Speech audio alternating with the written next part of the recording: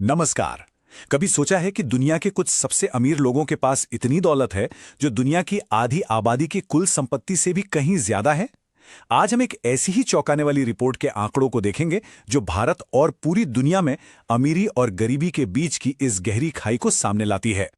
तो पहला सवाल यही उठता है कि ये असमानता, ये खाई असल में कितनी गहरी है। चलिए आंकड़ों की मदद से इस हकीकत को समझते हैं। ये आंकड़ा सच में चौंकाने वाला है। दुनिया के सिर्फ 1% सबसे अमीर लोगों के पास जो दौलत है वो दुनिया की आधी आबादी यानी सबसे गरीब 50% लोगों की कुल संपत्ति से 3 गुना ज्यादा है। जरा सोचिए, एक तरफ मुट्ठी भर लोग हैं और दूसरी तरफ अरबों की आबादी, और दौलत का बंटवारा इतना ज्यादा एक तरफा है।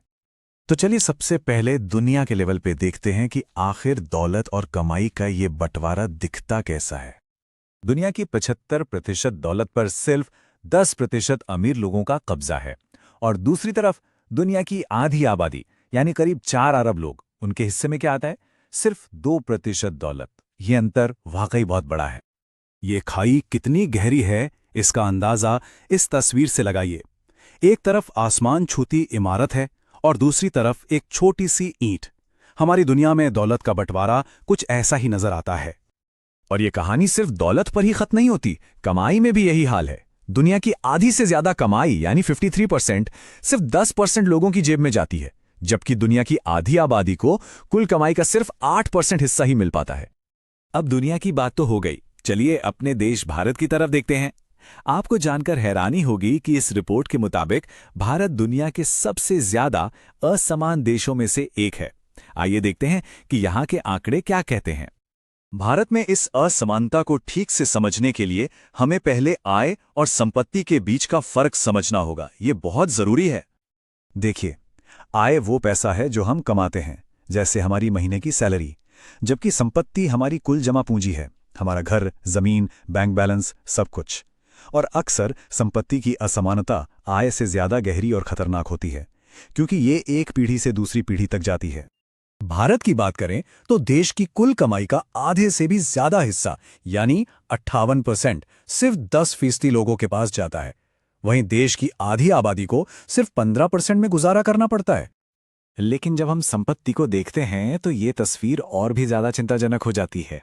यहां तो टॉप 10% लोगों के पास देश की कुल संपत्ति का लगभग 2/3 यानी 65% हिस्सा है।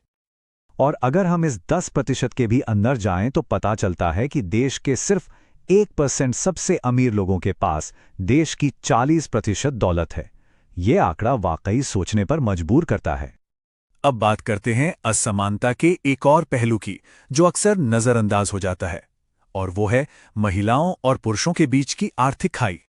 भारत में काम करने वाली महिलाओं की संख्या केवल 15.7% है, जो दुनिया में सबसे कम दरों में से एक है। और चिंता की बात यह है कि पिछले 10 सालों में ये स्थिति ज्यादा बदली नहीं है। इसको ऐसे समझिए, अगर एक ही काम के लिए एक पुरुष को 100 रुपए मिलते हैं तो उसी काम के लिए एक महिला को औसतन सिर्फ 61 रुपए मिलते हैं। ये सिर्फ एक आंकड़ा नहीं, बल्कि हमारे समाज की एक कड़वी सच्चाई है। तो सवाल ये है कि ये खाई इतनी गहरी क्यों होती जा रही है? रिपोर्ट इसके पीछे कुछ बड़े यानी कि ढांचागत कारणों की ओर इशारा करती है। इसके पीछे कई कारण हैं, जैसे कि दौलत का कुछ ही हाथों में सिमट जाना, देश के संसाधनों पर कुछ लोगों का कंट्रोल, नीतियां बनाते वक्त अमीरों का ज्यादा प्रभाव होना और आम आदमी के लिए सामाजिक सुरक्षा का अभाव। और जैसा हमने देखा, महिलाओं की काम में भागीदारी का बेहद कम होना भी एक बहुत बड़ा कारण है।